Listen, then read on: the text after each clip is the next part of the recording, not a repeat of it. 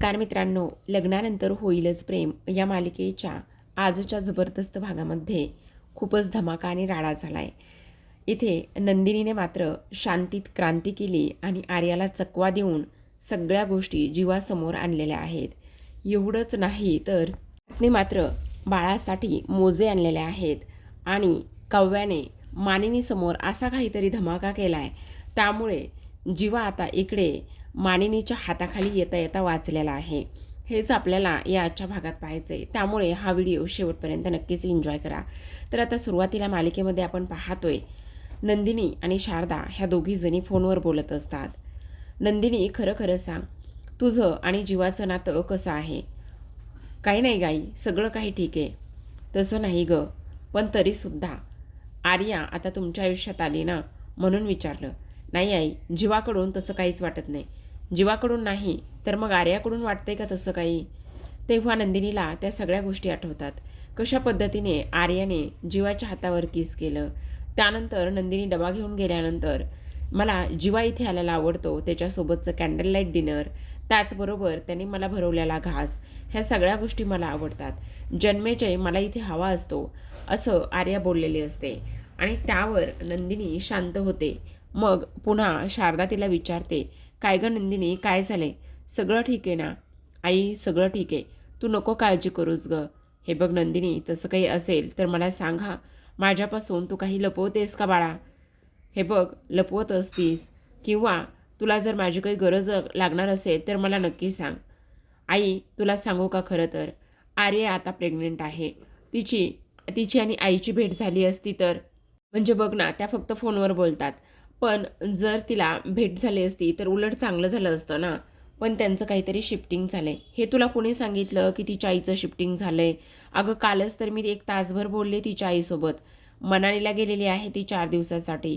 काय आई, शिफ्टिंग नाही झालं? ती मनालीला गेली? हो हो. मग आता इकडे नंदिनीला पुन्हा आठवतं की आर्याने कसं त्या टॅटूबद्दलचं सत्य सांगितलं. मला माझ्या आईची आठवण आली आणि त्यामुळे आई मला भेटायला बोलवत होती. मग मी हे खोटं पोट घेऊन तिला भेटायला कशी जाणार होती? आणि म्हणूनच मी माझ्या आईचा नावाचा टॅटू काढला. आता यामध्ये सुद्धा तुम्हाला काही प्रॉब्लेम आहे का? मला माझ्या आईची आठवण येत होती म्हणून मी हे सगळं केलं. मग हे सगळं नंदिनीला पुन्हा आठवतं. मग नंदिनी म्हणत असते, आई तू हे खरं सांगतेस? हो बाळा, मी खरंच सांगते. मग आता नंदिनीने थोडासा पॉज घेतलेला असतो आणि त्यानंतर मात्र नंदिनी विचार करत असते, म्हणजे आर्या त्या दिवशी मला आणि जीवाला सरळ सरळ खोटं बोलली. मला तिने सरळ सरळ खोटं सांगितलं की तो परमनंट टॅटू नाही आहे म्हणून. आता मात्र आर्या, तुझं सत्य समोर आणावंच लागणार आहे, असा नंदिनी मनात विचार करू लागते. दुसरीकडे आपण पाहतो रम्या आणि वसू ह्या फक्त प्लॅन करण्यातच बिझी असतात. आता रम्या म्हणू लागते, अगं आई, हे बघ, तुला समजतंय का? त्या आर्याच्या हातावर ना मी टॅटू बघितलाय. काय, वेडी आहेस का? ती प्रेग्नेंट आहे आणि प्रेग्नेन्सीमध्ये तिला बेसिक गोष्टी माहिती नसतील का? तिने कशाला उगाचच इथे टॅटू काढला असेल? तू बघितलास का? मी बघितला नाही ग, पण मला असं वाटतंय. रम्याबाई, खरंच ना, काय बोलावं तुझं? आई, एवढंच नाही, तुला सांगू का आणखी एक गोष्ट? आता आणि काय, सांग बरं. रम्या म्हणते, अगं, मला असं वाटतंय त्या आर्याला ना जीवामध्ये इंटरेस्ट आहे. ए रम्या, गप्प बस, उगाचच फालतूची बडबड करू नकोस. तिने तुला सांगितलंय का? आई, तिने मला कशाला सांगायला हवंय? एक काहीतरी बेसिक असतं ना, की आपल्याला माणूस कसा वागतो, काय करतो, त्याच्या मनात काय, हे काहीतरी गोष्टीवरून सेन्स असतो की नाही, त्यावरून मला समजलंय. रम्या, उगाचच काही बोलू नकोस हा, असलं काही नसणार आहे. अगो आई, मी खरं सांगते तुला, मला पूर्ण खात्री आहे की त्या आर्याचं आणि जीवाचं काहीतरी चाललंय. तेवढ्यातच रम्याचा पाय दुखू लागतो. मग आता इथे वसू म्हणत असते, बघ रम्या, दुखला ना पाय तुझा? तुला किती वेळा सांगितलंय डॉक्टरांकडे जाऊ नये म्हणून, तू डॉक्टरांकडे जायचं नावच घेत नाहीयेस. थांब, मी आत्ताच ना डॉक्टर देशमुखांची अपॉइंटमेंट घेते आणि तिथे जा. रम्या म्हणत असते, डॉक्टरांकडे तर जावंच लागणार आहे, पण त्याही अगोदर ना इथे आर्यासोबत आपल्याला बोलावं लागणार आहे. मला असं वाटतंय की आर्या नक्कीच आपल्यापासून काहीतरी लपवते आणि नक्कीच अशा काही गोष्टी आहेत ज्या ती आपल्याला सांगत नाही. पण त्या गोष्टी काय आहेत ना, हे मात्र आपल्याला काही जरी झालं ना तरी समजलं पाहिजे, असं रम्या बोलत असते. रम्या, तुला असं वाटतं का हे सगळं व्यवस्थित होईल म्हणून? का नाही होणार?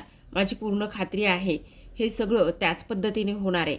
आणि तुला आणखी एक गोष्ट सांगू, काही जरी झालं ना तरी मात्र इथे आता मिशन फक्त आणि फक्त इथे रम्या आहे आणि जीवा आणि नंदिनीचं असं कोणतं सिक्रेट तिला माहिती हे शोधून काढायचं. दुसरीकडे आता इथे नंदिनी ही आर्याकडे टिफिन घेऊन गेलेली असते आणि आर्याकडे टिफिन घेऊन गेल्यानंतर आता ती म्हणत असते, आर्या काय करतेस, बिझी आहेस का? हे बघ मी मस्त तुझ्यासाठी टिफिन घेऊन आली आहे.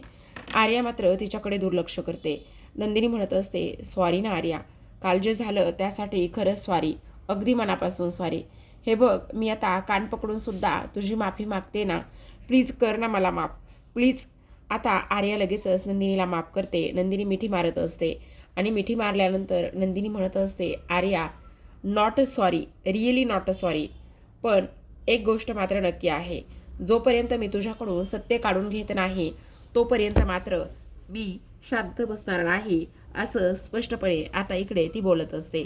आता हे सर्व काही बोलल्यानंतर मात्र दुसरीकडे आपण पाहतो पार्थ आणि सोबतच जीवा हे दोघेही जण एका क्लायंटसोबत मीटिंगसाठी गेलेले असतात. मीटिंग तर ही सुरू असते, पण ह्या क्लायंटची मात्र एक छोटी मुलगी असते आणि त्या मुलीची चर्चा जीवा आणि पार्थ त्यांच्यासोबत करत असतात. ते क्लायंट म्हणत असतात, खरं तर इथे ती खूप जास्त चिवचिवाट करते, म्हणजे कधी मूड बदलतील ना काही सांगता येत नाही. खूप जास्त हट्ट करते, प्रत्येक गोष्ट तिला हवी असते. आणि तुम्हाला सांगू का, ती लहान आहे आणखी. हो, जीवा म्हणत असतो, पण तुमच्या अंगणामध्ये ती गोड अशी दुडूदुडू पावलं इथे चालतायत आणि तुम्हाला तिच्या हसण्याचा खिदळण्याचा आवाज तुम्हाला ऐकायला भेटतोय, हे फार आनंदाचं आहे की नाही, असं ते म्हणत असतात. पण काळजी करू नका, सगळं व्यवस्थित होईल, असं म्हणून आता क्लायंटसोबतची मीटिंग मात्र ह्यांची झालेली असते. मग आता जीवा आणि त्याचबरोबर पार्थ हे दोघेही जण विचार करू लागतात, बापरे आपल्याला तर फारच जास्त एक्स्ट्राची तयारी करावी लागणार आहे, म्हणजे कधी काय होईल ना काहीही सांगता येणार नाही, असं सुद्धा आता इकडे ते बोलत असतात. आता हे सर्व काही झाल्यानंतर आपण पाहतो इकडे दुसऱ्या बाजूला नंदिनी आणि आर्या ह्या दोघीजणी फोनवर बोलत असतात, म्हणजे गप्पा मारत असतात. आणि गप्पा मारत असतानाच तेवढ्यातच नंदिनीचं आर्याच्या त्या टॅटूकडे लक्ष जातं आणि ती म्हणत असते, अरे वा, कालच्यापेक्षा आज रंग मात्र खूपच छान चढला आहे बरं का आर्या टॅटूला. तेवढ्यातच आता तिला शारदाचा फोन येतो. मग आर्या म्हणत असते, अगं ऐक ना, मला ना इथे शारदा काकू का बरं फोन करतायत, त्यांचा फोन येतोय. हो का, फोन येतोय ना, मग घे ना. मग तिकडून शारदा म्हणत असते, काय ग आर्या, कशी आहेस, बरी आहेस का, जेवलीस का, तब्येत बरी आहे का, काळजी घेत जा, वेळच्या वेळी जेवत जा. आर्या म्हणत असते, नंदू आहे ना, नंदू सगळ्या काही गोष्टी मला अगदी हातामध्ये आणून देते. मग आता शारदा नाटक करू लागते, अगं आर्या काय करतेस, हे बघ तुझा आवाज येत नाही, मध्येच ब्रेक होतोय, तुला नेटवर्क नाही आहे का? मग नंदिनी म्हणते, का गं काय झालंय, आई काकूंना बहुतेक आवाज येत नाही. अगं तुला नेटवर्क नसेल. नाही गं, रेंज तर फुल आहे, पण मला आवाज का येत नाही ते कळत नाही आहे. बरं ऐक ना, तू आतल्या खोलीमध्ये जाऊन बोलतेस का, म्हणजे जर आईला तिकडे गेल्यावर आवाज येईल. आता फोन तर आला आहे त्यामुळे बोलावं तर लागणारच आहे. मग आर्या म्हणत असते, बरोबर काकू ऐक ना, थांब मी तुला थोडीशी बाजूला जाऊन बोलते. मग आर्या फोन घेते आणि तिथून थोड्याशा अंतरावर बाजूला जाऊन बोलते. मग आता इकडे नंदिनीला थोडासा रिकॅप आठवतो. नंदिनीने इथे शारदाला सांगितलेलं असतं की आई तुला सांगू का, इथे जीवाच्या बाजूने काही नाही, पण आर्याच्या बाजूने मला काहीतरी दिसतंय आणि त्यामुळे आर्याचं हे सगळं सत्य मला शोधून काढण्यासाठी तुझी थोडीशी मदत हवी. प्लीज आई, नाही म्हणू नकोस, मला मदत करशील ना? तेव्हा शारदा म्हणू लागते, हो बोल ना, कसली आणि कशाची मदत करायची, जी काही मदत करायची आहे ना ती सगळी मदत मी तुला करायला तयार आहे, बोल. तेव्हा नंदिनी म्हणत असते, उद्या जेव्हा आम्ही जाईल ना त्यावेळेला ना तू आर्यासोबत फोनवर बराच वेळ बोलत राहा, तिची चौकशी, लहानपणाच्या गोष्टी, हे सगळं काही तू तिला सांगत राहा. तोपर्यंत ना इथे मला तिच्या घरामध्ये काहीतरी शोधता येईल, काहीतरी भेटतंय का हे सगळं बघता येईल, असं नंदिनीने सांगितलेलं असतं.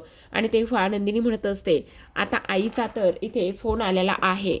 तेव्हा नंदिनी म्हणत असते, आता आई इथे तिच्याशी फोनवर बोलत आहे, तोपर्यंत मला ह्या सगळ्या गोष्टी शोधाव्या लागतील. आणि काही झालं तरीसुद्धा इथे आर्या आणि आई फोनवर बोलतायत, तोपर्यंतच इथे सगळं काही सत्य समोर आणावं लागणार आहे, असं सुद्धा आता इकडे ती बोलत असते. आणि त्यानंतर इथे आर्याने तो टॅटू काढला मग तिने तो परमनंट टॅटू काढलाय तर त्याचं बिल मात्र नक्कीच कुठेतरी असेल. आर्या ही बाजूला जाऊन फोनवर बोलत असते आणि त्याच वेळेला नंदिनी तिची पर्स चेक करते. पर्समध्ये काही बिलाची हार्ड कॉपी वगैरे मिळते का ते ती पाहण्याचा प्रयत्न करत असते. पण आता बिलाची हार्ड कॉपी वगैरे काहीच मिळत नसते आणि तेव्हा नंदिनी म्हणत असते, नंदिनी नंदिनी शोध शोध, काहीतरी शोध, काहीतरी नक्कीच सापडेल. कुठे असेल, काय असेल, ह्या सगळ्या गोष्टी आता इकडे ती शोधण्याचा पूर्ण प्रयत्न करत असते. पण आता मात्र तिला ते बिल सापडतच नसतं. नंदिनी विचार करते, काय झालं असेल. मला असं वाटतंय आर्याने ना बिल आणि त्याचबरोबर कोणताच पुरावा मागे सोडलेला नाही आहे. काय झालं असेल. आणि त्याचबरोबर इथे आता मला जर नाही हे सगळं काही सापडलं तर काय करायचं हेच मला मात्र कळत नाही, असं सुद्धा आता इकडे ती बोलत असते. आता ह्या सगळ्या काही गोष्टी इथे बोलल्यानंतर नंदिनी म्हणत असते, नंदिनी तू पण यार काय हे. खरं पाहायला गेलं ना तर हल्ली ना हा जमाना कसला आहे. हल्लीचा हा जो काही जमाना आहे ना तो जमाना मात्र इंटरनेटचा आहे. बहुतेक आता हार्ड कॉपीज वगैरे कोण देतं. मला तर असं वाटतंय ना हे जे काही बिल वगैरे जे असेल ना तिच्या मोबाईलवर किंवा तिच्या ईमेल आय डीवर किंवा तिला व्हॉट्सअपला वगैरे पाठवलं असेल का. एकदा ईमेल आय डीला जर पाठवलेलं असेल तर मग मला असं वाटतंय की आता मी ना ते जे काही आहे ना ते एकदा तिच्या लॅपटॉपला चेक करते. असं लॅपटॉपला चेक करते असं म्हटल्याबरोबर आता मात्र इकडे लगेचच नंदिनी लॅपटॉप उघडण्याचा तिचा प्रयत्न सुरू असतो. आता लॅपटॉप उघडण्याचा तर तिचा हा प्रयत्न सुरूच असतो. पण इथे मात्र तिला लॅपटॉपचा पासवर्ड काय टाकावा हे समजत नाही. ती लॅपटॉपचा पासवर्ड मात्र इथे आर्या टाकत असते.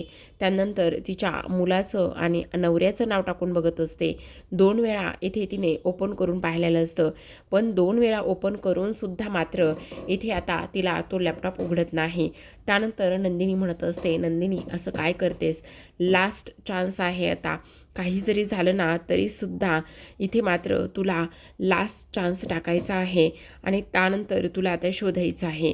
मग आता नंदिनी मात्र जन्मेजय असं नाव टाकत असते आणि जन्मेजय असं टाकल्याबरोबर आता तो जो काही लॅपटॉप आहे ना तो लॅपटॉप मात्र इथे ओपन झालेला असतो.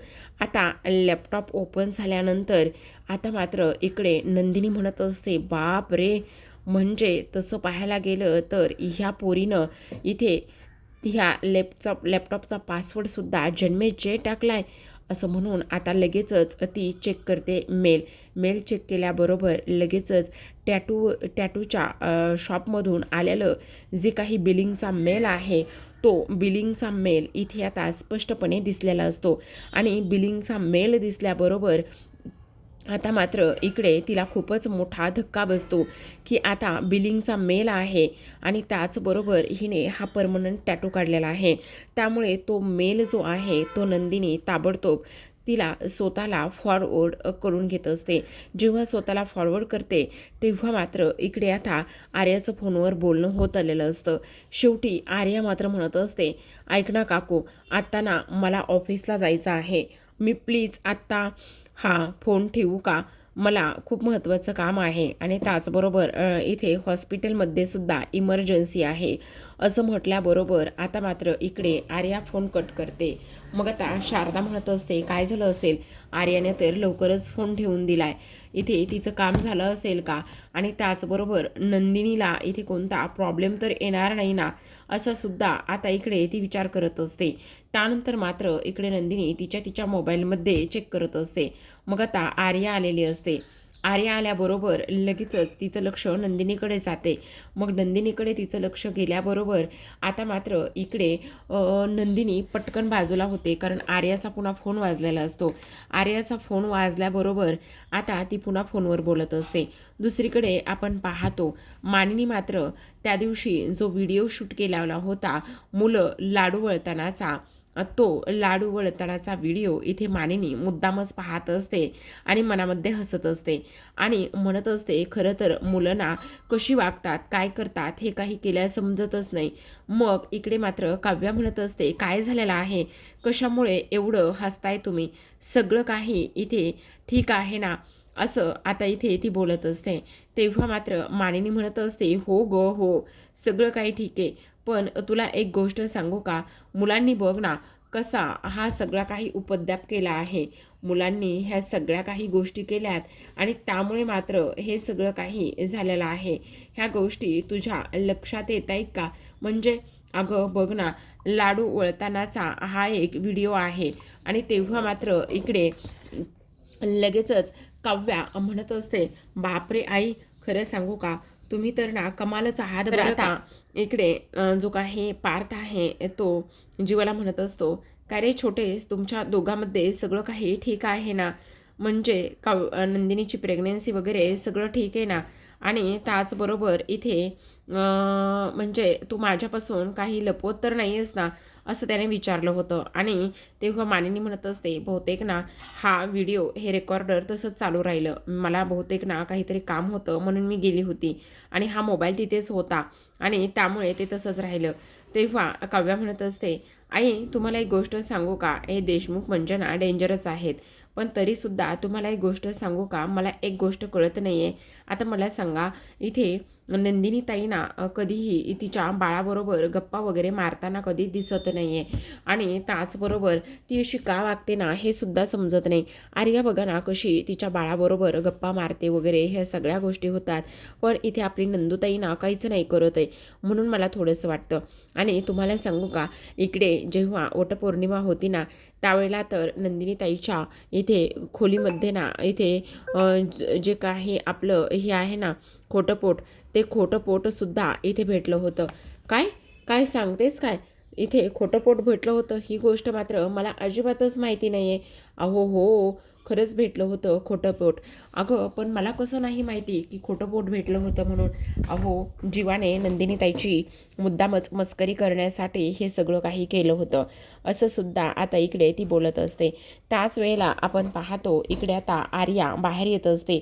मग नंदिनीचं लक्ष जातं. नंदिनी ताबडतोब तो लॅपटॉप बंद करत असते आणि लॅपटॉप बंद करून ठेवल्यानंतर आता इकडे ती विचार करत असते, आता ही आर्या आली, हिला मात्र काही समजता कामा नये. जर हिला काही समजलं तर खूप प्रॉब्लेम होईल. मग धावतच नंदिनी पुढे येते आणि म्हणत असते, काय गं, झालं आईशी बोलणं? हो. का गं, काय बोलत होती एवढा वेळ आई? काही नाही गं, असंच माझ्या लहानपणीच्या आठवणी वगैरे सगळं काही सांगत होती, बस एवढंच. अच्छा असं आहे का, बरं बरं ठीक आहे, ऐक ना तू थोडंसं खाऊन घे. नाही गं, मला ना आता हॉस्पिटलला जायचं आहे कारण खूप लेट होतं आहे. बरं बरं ठीक आहे चालेल, असं आता इकडे ती बोलत असते. पण नंदिनी मात्र म्हणत असते, आता मात्र आर्या तुझी मी वाट लावल्याशिवाय राहणार नाही, मी तर शांतीत क्रांतीच केली आहे, असं सुद्धा आता इथे ती बोलत असते. दुसरीकडे आपण पाहतो आता मानिनी म्हणत असते, पण ह्या सगळ्या गोष्टी मला कशा माहिती नाही येतं, माझ्यापासून हे सगळं कसं काय लपवून ठेवलं गेलं? तुम्हाला बाबांनी सांगितलं नाही का? बाबा होते ना तेव्हा तेव्हा तर इथे रम्या आणि वसू हत्याची बाबांनी चांगलीच धुलाई केली.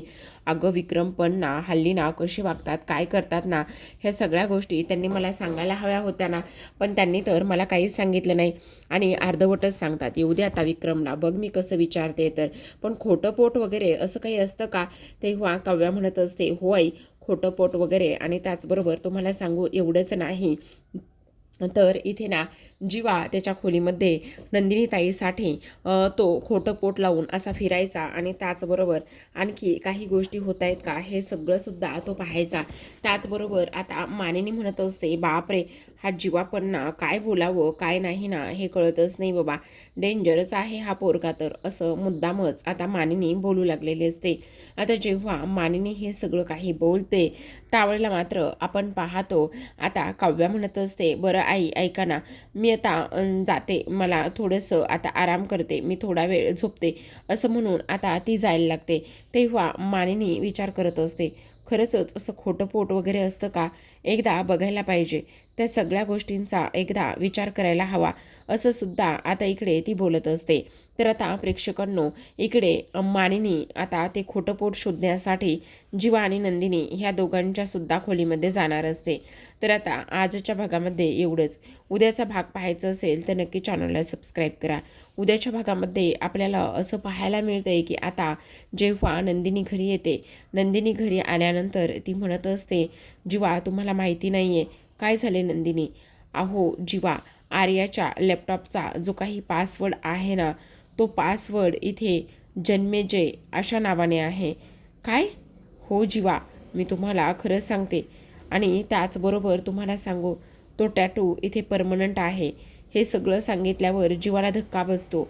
तर आता मात्र इकडे दुसऱ्या बाजूला आपण पाहतो, पार्थने मात्र इथे आता बाळासाठी मोजे आणलेले असतात आणि पार्थने बाळासाठी मोजे आणल्यानंतर इथे तो ते मोजे जे आहेत ते काव्याला दाखवत असतो आणि काव्याला ते मोजे दाखवल्यानंतर काव्या मात्र इथे म्हणत असते, देशमुख, तुम्हाला असं वाटत नाही का की बाळाच्या ह्या सगळ्या गोष्टीमध्ये आपण कुठेतरी हरवून जाऊ म्हणून? तुम्हाला असं वाटत नाही का की आपली प्रायव्हसी, त्याचबरोबर आपलं स्वप्न, ह्या सगळ्या गोष्टी जाऊन आपण कुठेतरी हरवून जाऊ असं तुम्हाला वाटत नाही का? असं स्पष्टपणे आता काव्या बोलत असते. तेव्हा मात्र काव्याच्या ह्या अशा वागण्यावर पार्थला राग येतो. कारण पार्थला असं वाटत असतं की इकडे काव्या प्रेग्नेंट आहेत आणि मी त्यांचे लाड करतोय, पण त्यांना असं वाटतंय की इकडे मी बाळालाच प्रायव्हसी देतोय किंवा बाळच माझ्यासाठी इथे फर्स्ट प्रायोरिटी आहे, इम्पॉर्टंट आहे. दुसरीकडे मानिनी मात्र इकडे आता खोटं पोत शोधायला निघालेले असते आणि तेव्हा शोधत असताना कपड्यांमध्ये त्यांना ती फाईल दिसते. मग आता ती म्हणत असते, असं कपड्यामध्ये कोण फाईल ठेवतं? नेमकं काय चाललेलं आहे? वेडा आहे का ही जीवा? आणि इथे हे काय आहे सगळं? म्हणजे लीगल डॉक्युमेंट्स वगैरे कसले आहेत आणि कशासाठी आणले आहेत, असा ती विचार करत असते. आणि जेव्हा ते डॉक्युमेंट्सची फाईल ओपन करायला लागते तेवढ्यातच तिथे जीवा आलेला असतो. आता जीवा आल्याबरोबर इकडे मानिनीला हे लीगल डॉक्युमेंट्सची फाईल ओपन करताना पाहतो आणि तेव्हा त्याला खूप मोठा धक्का बसतो. तो आता इकडे विचार करू लागलेला असतो की हे सगळं काही काय आहे आणि त्याचबरोबर आई ह्या पेपरबरोबर काय करते? जर आता आईच्या हाती हे पेपर लागले तर खूप मोठा राडा होईल, कारण हे आर्याने साईन केलेले लीगल डॉक्युमेंट्सचे पेपर आहेत आणि जर हे पेपर आईच्या हाती लागले तर मग काय करायचं, असा प्रश्न जीवाच्या मनामध्ये येऊन जातो.